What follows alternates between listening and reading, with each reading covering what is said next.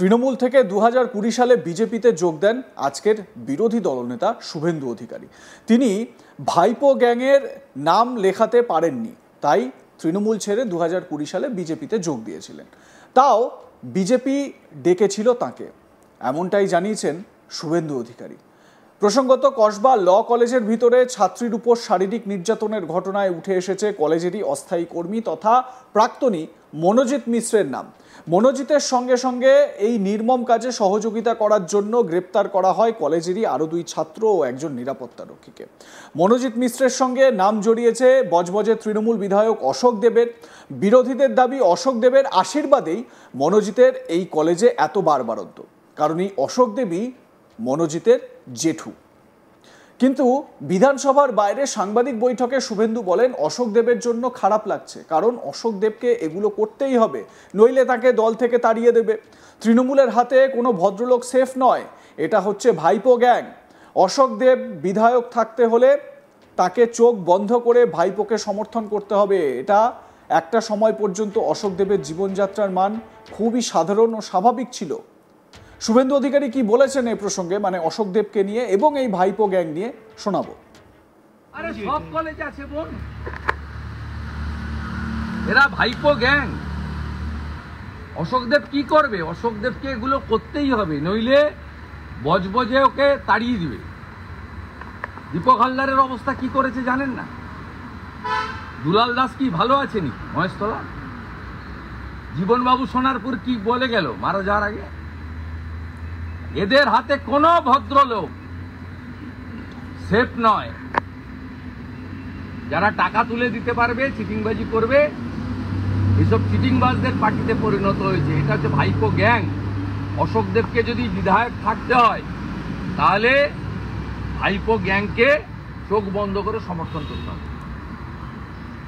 অশোক দেবের অধঃপতনটাই আমাদের কাছে খারাপ লাগে। অশোক দেব একটা রিনাউন্ড ছাত্র নেতা ছিলেন।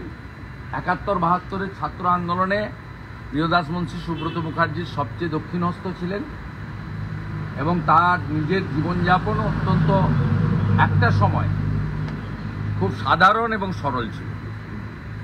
এখন যুগের তালের সঙ্গে তাল মিলিয়ে উনি পরিবর্তন হয়েছে। আমি ভাইপো গ্যাংয়ে নাম লিখাতে পারিনি, তাই আমাকে 2020 সালে বিজেপিতে যেতে হয়েছে। বিজেপি আমাকে নিয়েছে বলে গেছি এবং নাগরিক হিসেবে গেছি, সব পদ ছেড়ে গেছি। আমি মঙ্গলবার দিন আপনাদেরকে একটা গ্যালারি দেব 50 জনের, যারা টপ লিডার ভাইপো গ্যাংয়ে। 50 জনের একটা গ্যালারি দেব এবং আপনারা চাইলে আমি এটা 1000 জনেরও দিতে পারি, কিন্তু আমি অতজনকে বিখ্যাত করতে চাই না। আপাতত 50 জনের একটা গ্যালারি আমার পাবেন পরশুদিন বিকালবেলা আমার অফিস আপনাদের যাবে। বলছি কাটোয়ায় যে ঘটনা ঘটেছে একেবারে পরিষ্কার, বিধায়ক কি বলছে? আমি বারে বারে বলেছি বুড়িমার চকলেট বোম বন্ধ হয়েছে, কিন্তু পিসির বোম বন্ধ হয়নি। 9ই আগস্ট নবান্ন অভিযানের ডাক দেওয়া হয়েছে। অভয়ার বাবা মায়ের কাছে এই নবান্ন অভিযানের প্রস্তাব দিয়েছিলেন শুভেন্দু অধিকারী। সেই মতো ওই দিন নবান্ন অভিযান হবে বলে শুভেন্দু বলেন। রাখি বন্ধন উৎসব সকালে হবে, বেলা 12টা নাগাদ নবান্ন অভিযান হবে। সিপি মনোজ ভার্মাকে চ্যালেঞ্জ ছুড়ে দেন বিরোধী দলনেতা। তিনি বলেন, রানী রাসমণি রোড থেকে মিছিল শুরু করব, পারলে আটকে দেখান। কি বলেছেন শুভেন্দু, শুনুন। অভয়ার বাবা মা এটাকে ডিক্লেয়ার করেছে, আমরা পার্টিসিপেট করব। আমি তো পার্টিসিপেট করব এবং আমি অর্গানাইজ করব যাতে হাজার হাজার লোক আসে। বলছি সেদিন তো রাখি, আমি ধর্মতলা থেকে হাঁটা শুরু করব ওনার বাবা মাকে সাথে নিয়ে। ওনাদের কত জল কামান, টিয়ার গ্যাস আছে সেদিন দেখবো। তৃণমূল বলছে রাখি বন্ধন উৎসবের দিন এইসব আপনি এই প্রোগ্রাম করছেন, রাখি বন্ধন উৎসব 9ই আগস্ট সেদিন এই করা মানে তো বন্ধন উৎসব সকালবেলা হয়ে যাবে। ওনারা তো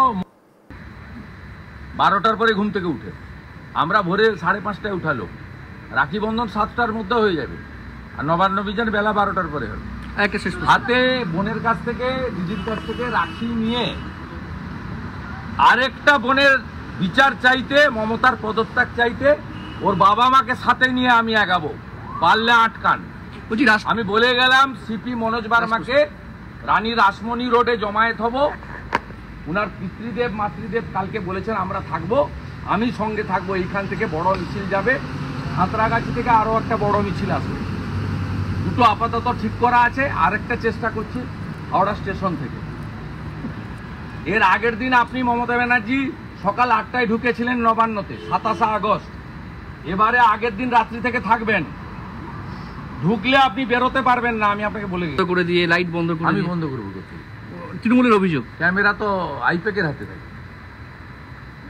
নির্বাচনে গণনার দিন তাহলে- একই অভিযোগ করে দিন। তৃণমূল কংগ্রেস নন্দীগ্রাম কবে অভিযোগ করেছিল? তৃণমূল রোজই করে একই, এখনো করে আপনার বিরুদ্ধে যে নন্দীগ্রামে পঞ্চায়েত ভোটে হারলো কেন? লোকসভা ভোটে 8200 ভোটে অভিজিৎ গাঙ্গুলি এগোলো কেন? কতবার হারাবো?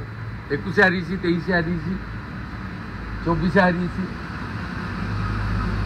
21টা সমবায়ের ভোট হয়েছে, 17টাতে জিতেছি, আবার হারাবো। এটা তো শুধু নন্দীগ্রাম নয়, ভবানীপুরে হারাবো। উনাকে বলবো মেটিয়াপুরি পালাবেন না। সুরেন্দ্র, সোমবার তো কসবা ল কলেজটা খুলছে আবার, কিন্তু কথা হচ্ছে 3 জন অ্যারেস্ট হলো, যেটা বলা হচ্ছে ওখানে মনোজিতে একটা দলবল আছে, গ্যাং আছে। এখনো ছাত্রছাত্রীরা ভীত কলেজ খুললেও যাওয়ার নিয়ে। এটা হয়তো একটা কলেজের চেয়ে না, আমি শুধু মানে কলেজে মনোজিৎ মডেল। আমি একটা গ্যালারি প্রকাশ করবো মঙ্গলবার দিন দেখি। বলছি 9 আগস্ট আপনি নবান্ন অভিযানের ডাক দিয়েছেন, আমি ডাক দিই, তৃণমূল কংগ্রেস একদম মিসকোট করবেন না। এদিকে এই কসবা কাণ্ড নিয়ে বলতে গিয়ে স্বাভাবিকভাবেই শুভেন্দু অধিকারী ভাইপো গ্যাংয়ের প্রসঙ্গ উত্থাপন করেছেন। তিনি বলেছেন যে এই ভাইপো গ্যাংয়ের কথা ছাড়া অশোকদেব চলতে পারবেন না, অশোকদেবের আর কিছু করার নেই, তাকে ভাইপো গ্যাংয়ের কথা শুনেই চলতে হবে। তার কারণ তিনি যদি সেটা না করেন তাহলে বজবজ থেকে তাকে তাড়িয়ে দেবে। শুভেন্দু কি বলেছেন ভাইপো গ্যাং নিয়ে শোনাবো। আরে সব কলেজে আছে বোন, এরা ভাইপো গ্যাং।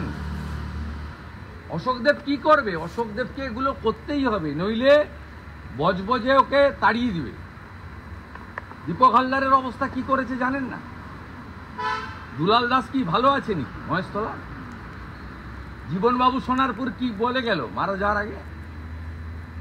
এদের হাতে কোনো ভদ্রলোক সেফ নয়। যারা টাকা তুলে দিতে পারবে, চিটিংবাজি করবে, এসব চিটিংবাজদের পার্টিতে পরিণত হয়েছে। এটা হচ্ছে ভাইপো গ্যাং। অশোকদেবকে যদি বিধায়ক থাকতে হয় তাহলে ভাইপো গ্যাংকে চোখ বন্ধ করে সমর্থন করতে হবে। অশোকদেবের অধঃপতনটাই আমাদের কাছে খারাপ লাগে। অশোকদেব একটা রিনাউন্ড ছাত্র নেতা ছিলেন। 71-72-এর ছাত্র আন্দোলনে প্রিয়দাস মুন্সী, সুব্রত মুখার্জির সবচেয়ে দক্ষিণহস্ত ছিলেন এবং তার নিজের জীবনযাপন অত্যন্ত একটা সময় খুব সাধারণ এবং সরল ছিল। এখন যুগের তালের সঙ্গে তাল মিলিয়ে উনি পরিবর্তন হয়েছে। আমি ভাইপো গ্যাংয়ে নাম লিখাতে পারিনি, তাই আমাকে 2020 সালে বিজেপিতে যেতে হয়েছে। বিজেপি আমাকে নিয়েছে বলে গেছি। দেখতে থাকুন আজ তাক বাংলা। আপনাদের মতামত জানান, সাবস্ক্রাইব করুন আমাদের ইউটিউব চ্যানেলটি।